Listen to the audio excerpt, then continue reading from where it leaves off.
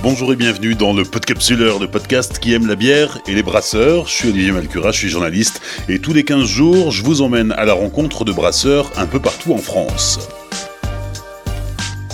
Saison 2, épisode 8, la brasserie Tibord à Palisse, dans l'Aube. Rien ou presque ne prédestinait Clémence Tibord à fonder sa brasserie. Après des études de littérature et de géopolitique, elle travaille d'abord comme bibliothécaire avant d'arriver presque naturellement dans le monde de la bière. Elle crée sa brasserie en 2016 et s'installe en 2018 dans le village où elle a grandi, Palisse, à une trentaine de kilomètres de Troyes. À la base, c'était pas du tout le métier auquel je me destinais. Mais quelque chose me rattache au métier de brasseur, c'est l'orge de brasserie, parce qu'on est agriculteur céréalier depuis 1936. Donc j'ai toujours baigné dans un univers où il y avait de la céréale. Alors nous, la céréale, on la vendait à des malteurs, mais ça, après, je me rendais pas trop compte de ce qui se passait. Et puis, l'idée de me rapprocher de la ferme est venue quand j'avais 25 ans. J'habitais à Paris, j'avais fait des études plutôt littéraires, donc d'histoire et de géopolitique. À l'époque où j'ai eu un peu l'idée de faire de la bière, je bossais en librairie de géopolitique. Donc rien à voir avec la microbiologie. Et l'idée est venue simplement, mon frère me dit, là c'est de l'orge de brasserie, on l'envoie pour les bières du Nord, les bières belges. Et je me suis dit, mais c'est quand même bête d'avoir la matière première et de pas s'en servir pour faire de la bière. Et j'ai un lendemain de soirée, je dis, un jour il y aura la bière Tibord. Et c'est amusant, c'est toujours un lendemain de soirée où on s'est couché tard et on est fatigué, que des idées germent comme ça. Sauf que celle-ci, j'ai voulu l'amener jusqu'au bout. L'idée de faire de la bière, c'est bien gentil. Alors la boire, aucun problème. La fabriquer, j'avais aucune idée de comment ça marchait. Vraiment, je savais pas. Donc j'ai commencé à me documenter dessus. Comme je suis un peu littéraire et universitaire, j'ai lu beaucoup de livres dessus. Ça me parlait pas trop parce que je disais des bêta-amylases, alpha-amylases. Je me disais, qu'est-ce que c'est que ça ? Et donc à un moment, je me suis dit, faut que je me mette les mains dedans. Donc j'ai commencé à brasser avec mon frère chez mes parents, donc à Palisse. À l'époque, je travaillais à Paris. Donc je brassais le week-end et je travaillais à Paris la semaine. Et j'ai trouvé ça très intéressant. Mon premier brassage, j'ai pas trop compris ce qui se passait. Donc j'étais au-dessus de ma cuve en train de me dire, oh là là, c'est la merde, ça déborde. Ou alors, je comprends pas ce qui se passe. Donc j'ai décidé de me former. J'ai fait plusieurs formations à Saint-Nicolas-de-Port, au Musée français de la brasserie, pour déjà un petit peu comprendre les levures, l'amidon, comment on matche les deux. Et voilà, donc j'ai continué à brasser après ces formations, à rencontrer le monde brassicole qui m'a en fait vraiment plu très rapidement parce que le monde de la bière, c'est un mélange entre la vigne, donc tout le savoir-faire du vin, les goûts qu'on peut avoir dans le vin, quand on décrit un vin, c'est un peu comme quand on décrit une bière ou quand on décrit un plat, c'est un peu aussi comme les cuisiniers. Il y avait ce côté-là très, très vigne, on va dire, et il y avait le côté agricole que j'aimais bien, le côté paysan, avec une entraide, avec un bon sens, avec une simplicité que je retrouvais pas en Bourgogne et en Champagne dans le monde du vin, qui est plutôt un peu fermé quand même. Si je m'étais pointée auprès de viticulteurs en leur disant je veux faire mon vin, je pense pas que j'aurais reçu l'accueil que j'ai eu des brasseurs. Parce que je suis arrivée avec ma petite tête de blonde sur des salons à Paris en disant bonjour, en fait je voudrais monter ma brasserie. Et les brasseurs me disaient c'est génial, c'est un bon projet, tu veux travailler avec l'orge de ton frère, tu veux aller à la campagne, t'as une histoire, viens à la maison quand tu veux. Donc j'ai vraiment eu une chance incroyable. Puis bon, après je suis allée la provoquer, cette chance, que je suis allée les voir un par un. Donc voilà, je travaille à Paris, je brassais le week-end. C'était un petit peu compliqué d'aller voir les brasseurs parce que le week-end, en fait, ils aimeraient bien ne pas travailler, même si beaucoup travaillent. Donc un jour, j'ai décidé de quitter Paris pour monter la brasserie. J'ai quitté un travail que j'adorais.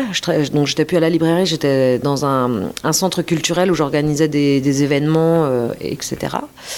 Et j'adorais ce travail, mais j'avais vraiment cette volonté de mener à bien le projet, de créer quelque chose dans ma vie. À cette époque, j'étais célibataire sans enfant. J'allais avoir la trentaine. Je me suis dit, c'est maintenant que je monte un projet. C'est pas dans 10 ans, c'est pas dans 20 ans. Donc, j'ai quitté Paris pour pouvoir aller à la rencontre des brasseurs, commencer à préparer mon business plan, faire des formations de gestion et tout, parce que autant la microbiologie, je l'ai apprise en pratiquant, en lisant beaucoup, en rencontrant les brasseurs. La création d'entreprise, c'est pareil, il faut se former, parce que c'est un autre bébé, ça. Donc j'ai quitté Paris fin 2015, en octobre 2015, et j'ai eu la chance d'avoir... sur ma route, 2 personnes.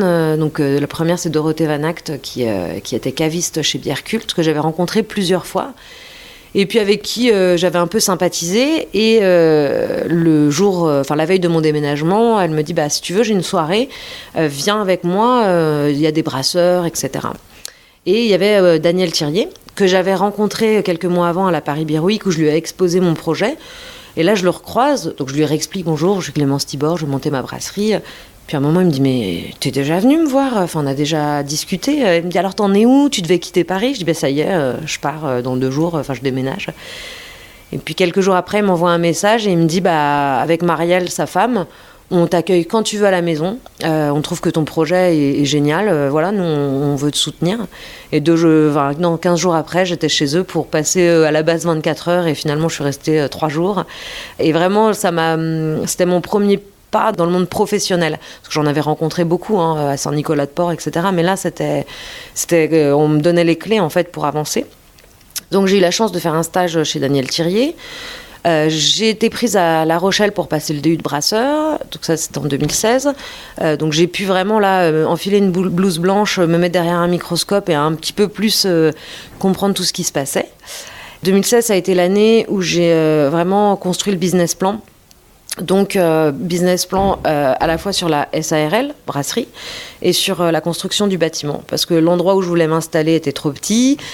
Du coup, on me dit: non, faut que tu t'installes dans plus grand. Les brasseurs me disent: surtout, tu démarres pas en 5 hectos parce que c'est trop petit. Tu vas passer ta vie sur la production et plus sur la commercialisation, parce qu'on a quand même une double casquette. On vend nos produits. C'est bien de les faire, mais il faut les vendre. Et donc, 2016, j'ai travaillé sur le projet, le business plan, faire les documents pour les banques, me former à la gestion, etc. Alors après, dans le projet, je dis pas qu'il y a eu des hauts et des bas. J'ai failli arrêter quelques fois, notamment un an après avoir quitté Paris, donc vers octobre-novembre 2016, j'ai failli vraiment tout lâcher parce que trop compliqué, trop lourd à porter, etc. Et ça, c'est encore une fois les brasseurs qui m'ont dit tu lâches pas, t'as travaillé ton projet, monte-le, va jusqu'au bout. Daniel Thirier, Benoît de la Pleine Lune m'ont dit tu viens brasser chez nous si tu veux pendant les travaux, pour commencer à commercialiser, pour commencer à te faire connaître. Et donc fin 2016, je me réveille un matin, je me dis allez, en fait go, j'y vais. En 10 jours, j'avais posé les statuts, j'étais allée brasser chez Daniel, j'avais envoyé l'orge de mon frère à faire malter. Vraiment, je me suis mis en pilote automatique, dépose du permis de construire, etc. Et en janvier 2018, j'ai installé, j'ai reçu mes cuves, le bâtiment était terminé, j'ai reçu mes cuves, je me suis installée. J'ai fait mes premiers brassins chez moi, un petit peu pareil que quand j'ai brassé la première fois sur mes cuves de 20 litres. On se dit toujours, oh là là, comment je vais faire? Et puis voilà, maintenant maintenant je suis rodée sur le matériel. Après on apprend constamment, chaque jour c'est nouveau parce que... alors il y a beaucoup de brassages qui se passent super bien, mais il y a toujours des petites choses qui se passent pendant le brassage, des petites surprises, des petits coups de stress. Ça fait partie du métier.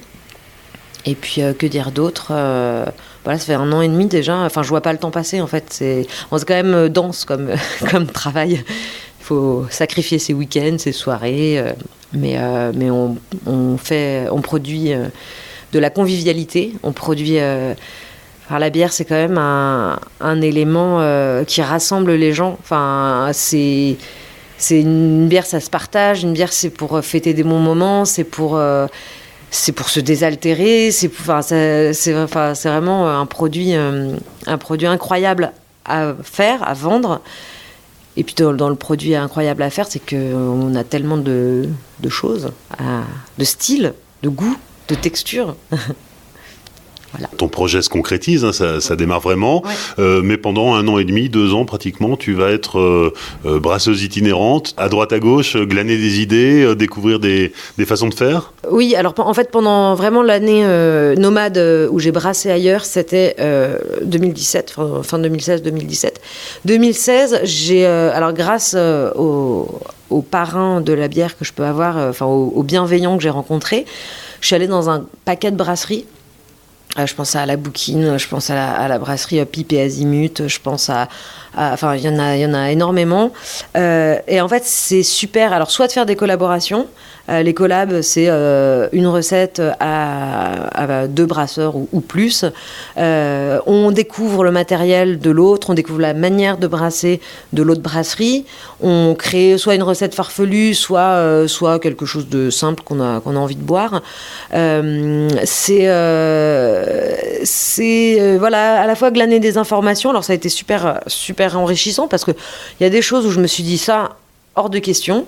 Je veux pas avoir ça dans la brasserie parce que trop compliqué ou trop lourd à porter ou typiquement les fûts de 30 litres en inox je peux pas. Enfin physiquement c'est trop lourd et j'ai pas envie de me casser le dos, donc j'ai des fûts en inox de 25 litres. Enfin voilà, il y a des petites choses où j'ai ajusté et puis après j'ai glané des idées à droite à gauche. En attendant, tu vas dans ma brasserie, il y a 1000 choses que je voudrais changer parce que l'embouteilleuse, je la mettrais peut-être plus en comme ça. Et puis, j'aurais dû faire la chambre chaude à tel endroit. Enfin, voilà, quand on monte un projet, il y a toujours des choses où on se dit j'aurais pu faire mieux. Ou alors, j'ai pas pensé à faire ça. Mais bon, c'est la brasserie, je pense, parfaite n'existe pas parce que le brasseur parfait n'existe pas. Enfin... On se dit pas, j'aurais dû mettre des rangements ici, puis en fait on va les mettre à tel endroit et ça va pas du tout aller. Enfin voilà, c'est pour ça qu'il faut se réajuster à chaque fois. Mais le côté gypsy, le côté nomade, c'est super intéressant. Et puis de voir les brasseurs. Alors il y a des brasseurs qui vont être hyper techniques, d'autres qui vont être beaucoup plus créatifs, d'autres. Enfin la plupart des brasseurs, c'est des reconversions.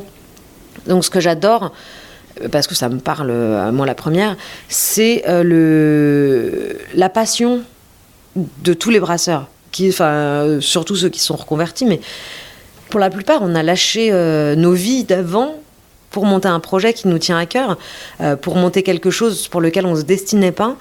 Donc c'est super enrichissant parce que... Ouais, c'est des discussions des brasseurs qu'on rencontre juste à un festival. Et puis, je pense aux Singes Savants. Je les ai croisés à un festival. C'est des personnes avec qui on partage énormément de choses sur la manière de voir l'évolution d'une brasserie, etc. Donc, c'est génial de rencontrer... moi, j'adore faire des collabs pour ça. C'est trop bien.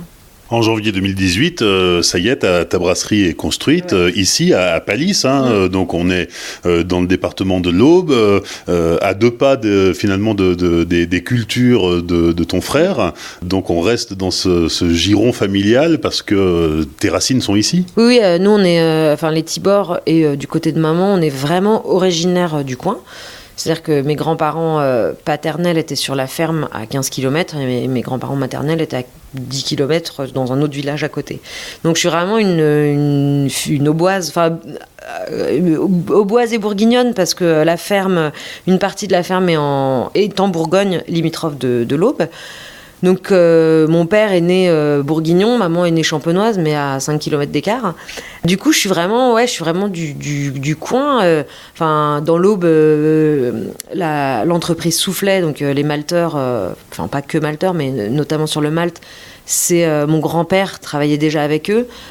Donc c'est vraiment... je me suis réancrée dans mon terroir.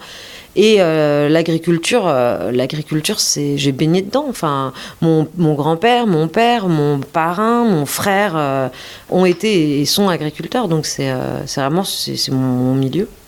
Donc tu ne te serais pas vu ouvrir une brasserie ailleurs ? Non. Ah non. C'est en fait il y a 2 choses. Monter ma brasserie ailleurs et mettre autre chose que mon nom sur la brasserie. J'aurais pas. Pour moi, c'était une évidence. C'était je monte ma brasserie à Palisse, donc là où j'ai grandi, je suis née dans ce village, parce que c'est un super village.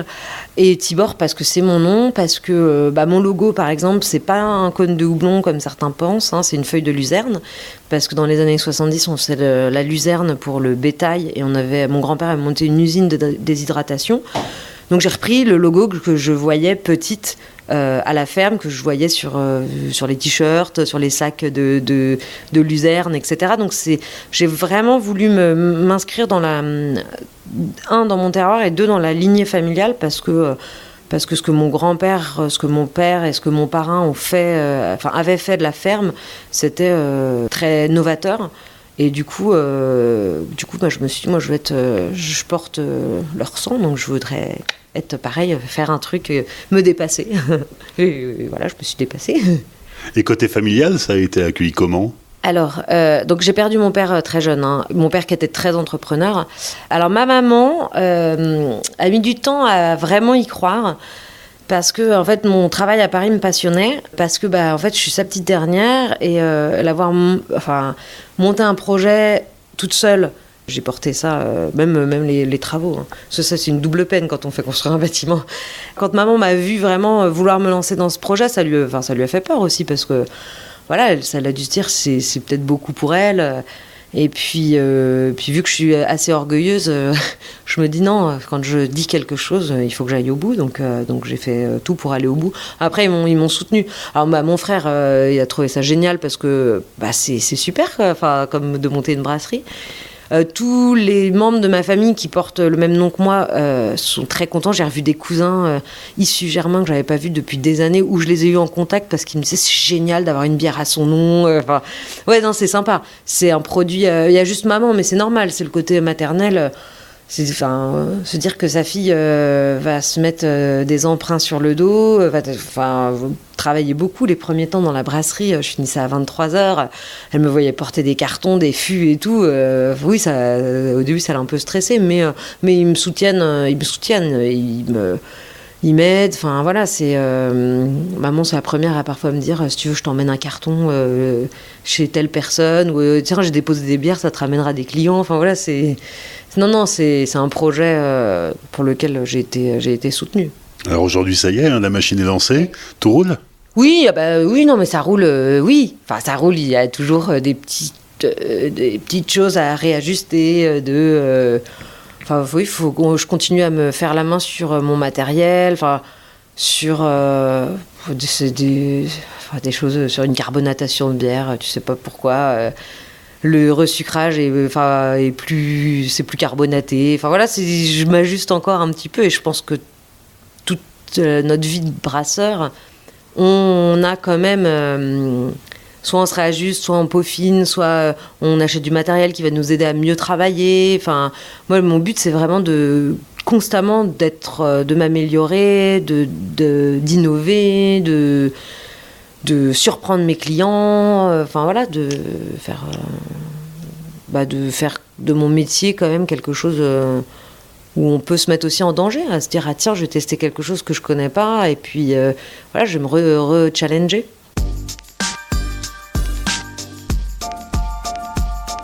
Voilà, alors là on est dans la brasserie, Ça rappelle un peu, tu parlais de Daniel Thirier, c'est pareil, c'est tout en bois. Oui, j'ai tout pompé chez Thirier. Je me suis inspirée beaucoup de sa brasserie, déjà de sa philosophie. Non, par rapport au bâtiment en bois, je m'installe dans mon village d'enfance, au milieu de maisons qui sont, c'est des longères dans mon village, c'est joli. Il y avait la grange à côté qui est belle aussi. Si je voulais travailler dans un hangar en tôle, j'irais dans une zone industrielle. Donc non, je voulais quelque chose de joli pour pouvoir... par la suite, quand je pourrais dégager un peu plus de temps, je voudrais pouvoir recevoir du monde, recevoir des clients, faire des visites, éventuellement retaper la grange pour accueillir du monde sur place. Parce que l'ambiance d'une brasserie, après, moi, c'est parce que je me suis passionnée pour ça, mais je trouve que l'ambiance d'une brasserie, c'est génial. C'est ça. Là, on entend des cuves, les barbements des cuves parce qu'il y a de la levure et que ça travaille. C'est sympa. Quitte à monter quelque chose, autant que ce soit un bâtiment qui me ressemble. Voilà. Donc, je brasse sur du 10 hectos. Parce que les brasseurs m'ont dit tu démarres pas en dessous, alors j'ai pas démarré en dessous. Non, 10 hectos, donc j'ai une salle de brassage avec donc une cuve d'ébullition et une cuve filtre. J'ai des fermenteurs de 10 hectos et de 20 hectolitres. Je brasse en multipalier, donc ma cuve qui me sert d'ébullition me permet aussi de faire des paliers de température pour faire du multipalier, parce que le multipalier, donc c'est au moment du brassage, vraiment, c'est faire des paliers de température différents pour extraire un maximum de sucre. Sur mon outil, en tout cas, ça se concrétise vraiment. Je vois que quand je fais du monopalier ou quand je fais du multi, l'extraction n'est pas la même, le rendement n'est pas le même. Parmi les caractéristiques de la brasserie, je refermente en bouteille. Donc en fait, dans mes fermenteurs, je vais faire une fermentation principale où je vais laisser dégazer. Après, je fais ma garde à froid et je vais resucrer la bière pour la mettre en bouteille. Donc j'ai une étiqueteuse, une embouteilleuse, une remplisseuse plate et une capsuleuse. Et après, j'ai une chambre chaude pour pouvoir remettre mes bouteilles. J'ai décidé de faire de la refermentation parce que, déjà, un point de vue économique, les tarifs ne sont pas trop les mêmes. Et parce que la refermentation correspond... je trouve que l'explosion de houblon est moins importante quand on boit la bouteille directement après, mais elle se stabilise un peu mieux dans le temps. Peut-être qu'un jour, je passerai en ISO, on verra, quand je serai grande. En fait, au-dessus de la chambre chaude, c'est une sorte de mezzanine sur laquelle je mets mon malt. Et le moulin, comme ça, c'est en hauteur, ça tombe directement dans la cuve de brassage. Au milieu de tous les brasseurs qu'on rencontre aujourd'hui, alors tu nous disais, il y a des originaux, il y a des dinosaures, il y a des tradis, il y a des puristes, il y a des créatifs. Toi, tu te positionnes comment au milieu de tout ça ? Alors moi, je veux dire que je reste assez tradi, assez simple, parce que j'ai pas sorti de New England, IPA, de choses comme ça. Non, je dirais que je suis plutôt tradi dans ce que je fais. Bon, après, j'ai un univers aussi dans l'Aube. Quand je suis arrivée, il y avait de la blonde, de la brune et de l'ambrée. Donc, arriver avec une Oatmeal Pale Ale, déjà, avec des noms en anglais ou des choses comme ça a été un petit peu décoiffant. Je dirais que je suis plus... je sais pas. Non, je sais pas. Je suis très sage quand même, comparé à d'autres brasseurs. Non, je sais pas du tout me situer. Ouais, je dirais que je suis classique, je reste féminine parce que je fais des bières, plutôt légères, plutôt... même si ça reste dans les clichés, mais... Non, mais je sais pas trop. Je t'avoue, je me suis jamais posé la question de comment je me situais. Je suis pas farfelue, non, je suis classique. Mais en tout cas, tu sors du carcan blonde, ambrée, brune. Oui, parce que, je passe mon temps en fait à leur expliquer ça parce qu'ils me font bonjour, j'aurais une pression. Alors, monsieur, j'en ai 5 des pressions. J'aurais une blonde. En fait, je fais principalement de la bière blonde. Donc, vous voulez de la bière blonde légère, de la bière blonde amère, de la bière blonde ronde. J'essaye déjà d'expliquer ça. J'ai 2 sortes de clients, en fait. Je vais avoir soit les caves spécialisées, quand je suis en festival, des gens vraiment plus techniques à me demander combien de grammes par litre de houblon j'ai mis ou quelle levure, etc. Et puis, je vais avoir des personnes qui vont me dire je veux de la bière.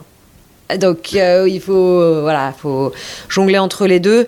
J'ai pas de blonde brune ambrée. J'ai beaucoup de blondes. J'ai beaucoup de bières blondes. J'ai la Palisse, la Ticaré. J'en ai quelques-unes. Je fais du classique, mais de la nouvelle vague. On va dire je fais pas de l'artisanal d'il y a 15 ans. Blonde brune ambrée, blanche. Alors blanche, je fais exprès à chaque fois de dire mon Oatmeal Pale Ale, elle fait un petit peu penser à de la blanche. Je dis oui, c'est un petit peu comme de la blanche, mais la blanche c'est une bière de blé. Donc je précise toujours les styles. Mais c'est ça qui est sympa aussi dans notre boulot, d'expliquer aux gens ce que c'est que la bière. Aujourd'hui, tu as combien de recettes ? Alors, en gamme permanente, j'en ai 7 maintenant, parce qu'en fait, il y a certaines bières que je fais en éphémère, et puis finalement, je les passe à la gamme permanente. J'en ai 7, non, j'en ai 8 parce que j'ai une triple qui arrive, et après, je vais avoir 2-3 éphémères qui tournent, ça dépend. En gros, on va dire, j'ai une dizaine de bières tout le temps, et je vais avoir les bières éphémères, ça va être les collabs, Ça va être les bières du moment. Et puis ici, là, j'ai une saison de blé qui arrive. Enfin, ouais, on va dire que je tourne avec 10 bières. À la base, j'avais 5 permanentes. Maintenant, j'en ai 7, presque 8. Et peut-être que j'aurai une gamme permanente de 10 après. Et donc, j'augmente petit à petit. Les 5 dernières minutes avec la dégustation. Alors Clémence, ta première bière ? Alors la Ticaré, bière à l'avoine. J'aime beaucoup l'avoine dans les bières parce que ça donne de l'onctuosité, c'est assez soyeux. Je voulais une bière un peu comme une bière blanche, mais pas de blé, parce que la bière blanche, le blé amène de l'acidité. Là, je voulais quelque chose qui soit tout en douceur. Donc le Strisapalt, qui est un houblon français, qui est assez herbacé, et l'Alerto blanc, qui est un houblon allemand, qui va être plutôt sur des notes de raisin blanc. Du coup, ça fait une bière qui est pas très amère, mais qui va être quand même bien houblonnée, qui est assez désaltérante. Et c'est une bière qui marche super bien chez moi, parce que c'est une bière qui est pas trop amère. Et pour ceux qui aiment pas trop l'amertume et qui étaient habitués plutôt à des bières amères chez moi, ça les rassure. Et c'est une bière qui est assez fraîche. En fait, elle plaît aux amateurs de bière et à ceux qui sont un peu plus frileux. Et du coup, c'est une bière sympa à boire. Et je démarre crescendo parce que je ne vais pas te coller une session IPA tout de suite. On va y aller doucement au niveau du houblon. Voilà. Allons-y. Donc, c'est une bière blonde, parce qu'il y a principalement du malt pâle. Parce qu'en fait, le malt pâle que j'utilise principalement est fait avec l'orge de la ferme. Donc en gros, sur toutes mes bières, j'ai pas de pils, j'ai du pâle, malt pâle. Et j'utilise 60% de malt pâle jusqu'à 100%. J'en ai une qui s'appelle la Pale Is, petit jeu de mots de coiffeur, pardon pour les coiffeurs. Et donc une Pale, une bière blonde, 100% céréales de la ferme.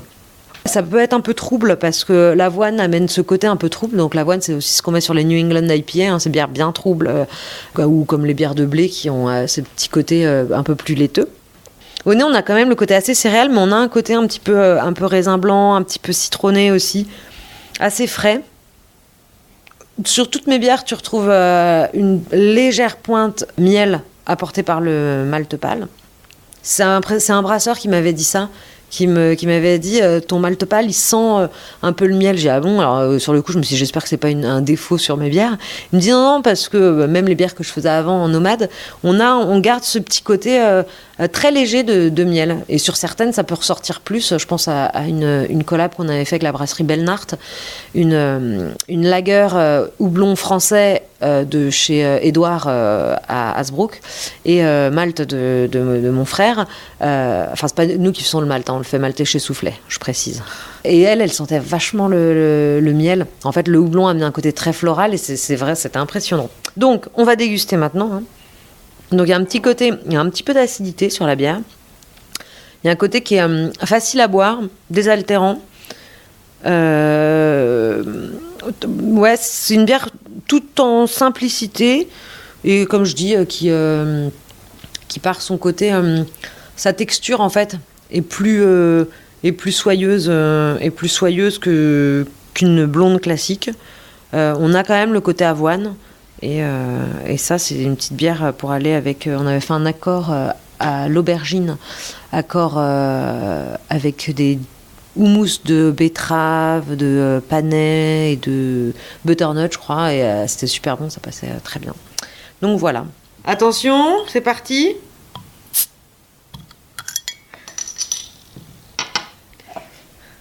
Alors, deuxième dégustation. Deuxième dégustation, Isa. Isa 007. Pourquoi ? Parce que c'était le 7e batch à la base, donc 7e brassin. Alors Isa, c'est, je pense, la bière qui me ressemble le plus. Parce que c'est une bière légère en alcool, bien amère, et avec une grosse aromatique de houblon. Donc c'est une petite bière, tu dis, quand les gens me font je voudrais une bière pas très forte en alcool, je précise que celle-ci elle est pas très forte, mais que c'est la plus houblonnée. C'est une bière que j'ai brassée avec Dorothée Van Act, donc un peu ma marraine, la bonne fée. On voulait faire une petite bière comme ça. Alors quand je lui dis qu'est-ce qu'on brasse, elle me dit on va brasser une Isa. Je dis quoi, une Isa, qu'est-ce que c'est ? Elle me dit c'est une India Session Ale. Je dis oui, c'est quoi la différence avec une session IPA? Elle fait, non, il n'y en a pas. C'est juste que dans l'espèce d'univers geek qu'il y a dans la bière, voilà, il y a des noms. Donc on a dit, go, on fait une ISA. Et puis quand on a cherché le nom, on a dit, on va pas aller bien loin. Hein. ISA, c'est joli, ça va très bien à une bière. Donc on va l'appeler ISA. Cette bière, le côté 007, on a vraiment voulu le noter sur le nom de la bière parce que ça a été un brassin épique et on a failli tout foirer et que finalement ça a rendu exactement ce qu'on voulait. Donc comme quoi il faut jamais lâcher. C'est une bière blonde avec des flocons de blé. Donc le flocon de blé va amener un petit peu d'acidité dessus, va amener aussi une texture un peu différente. C'est pas pareil que les flocons d'avoine, c'est plus sec, on va dire que l'avoine c'est plus doux. C'est une bière avec des houblons américains et slovènes, donc le Styrian Wolf. Alors le nez, on a un côté assez frais, assez agrume. C'est zeste d'agrumes. Alors en bouche, on va avoir l'amertume qui va arriver au début. Une amertume de peau de pamplemousse un peu, qui va bien tapisser le palais. Et après, on a plutôt le côté un peu plus floral qui va arriver. Et en fait, c'est une bière qui est très longue en bouche, qui est légère en alcool, mais qui va être assez longue en bouche. Du coup, en été, elle a un côté très désaltérant par l'amertume. Alors, la Ticaré, c'était une bière consensuelle, on va dire. La Isa, c'est une bière sur laquelle je suis le plus surprise. C'est-à-dire que j'ai des personnes qui n'aiment pas l'amertume et qui vont goûter la bière et qui vont me dire « j'aime bien ». Alors que c'est la plus amère. J'ai eu des femmes qui m'ont dit « non, mais moi, j'aime pas trop les bières amères ». Je vais goûter celle-ci quand même. Et qui me dit, mais c'est bon. Je dis, mais c'est très amer. Elles font, oui, mais c'est pas pareil que. C'est pas une amertume HK, enfin une marque dont je ne citerai pas le nom. C'est plus. Il y a plus un côté. Il y a plus de goût, on va dire. On a vraiment le côté pamplemousse, on a le côté floral et fruité dessus. Alors, la saison du chasseur. Levure de saison. Alors, les saisons, c'était des bières qui étaient brassées dans les fermes à la base, pour les moissonneurs ou pour les travailleurs. Des petites bières très sèches, bien désaltérantes. Effectivement, c'est des bières qui vont être fraîches dans le sens très agréable à boire, très désaltérantes. On a vraiment le côté en fin de bouche pas sucré. Et c'est des bières que j'affectionne. Donc, encore une fois, je suis allée à l'école Thirier. J'aime la saison. Donc la saison du chasseur, pourquoi j'ai appelé comme ça? Parce que j'ai un mari qui chasse et j'avais un papa qui chassait, donc je trouvais ça sympa. Je l'ai brassé à l'ouverture de la saison de chasse, donc je trouvais c'était un petit clin d'œil. Et donc c'est une saison que j'ai faite avec des houblons américains. Donc saison, c'est plutôt des Flandres comme style. Là, j'ai voulu la faire un peu plus à l'américaine avec de l'Amarillo Centennial Cascade, donc des houblons très américains qui vont lui ramener du côté un peu citronné. C'est une bière à 6,5 degrés d'alcool, donc elle est quand même un petit peu forte en alcool. Et elle a cette caractéristique d'être bien désaltérante. Au niveau de la couleur, on est sur une blonde assez limpide. Dedans, j'ai mis des flocons de blé. Flocons de blé, flocons d'orge. Les flocons d'orge vont amener ce côté clair dans la bière. Au nez, on sent que c'est de la saison. On a ce côté très rustique, très fermier. Et puis en bouche, c'est bien sec. On sent les houblons qui sont vraiment plus sur des notes de, ce que je disais, citron. On va avoir le côté de la saison. En fin de bouche, c'est sec, c'est pas sucré, ça empâte pas la bouche. C'est vraiment des bières pour moi, des bières de soif. Et puis il y a ce petit goût rustique que je trouve agréable. Et c'est, les saisons, je trouve que c'est vraiment, pour moi, la définition de la bière qui déçoive. Je trouve qu'il y a le côté... j'aime beaucoup les session IPA, j'aime beaucoup ou les IPA.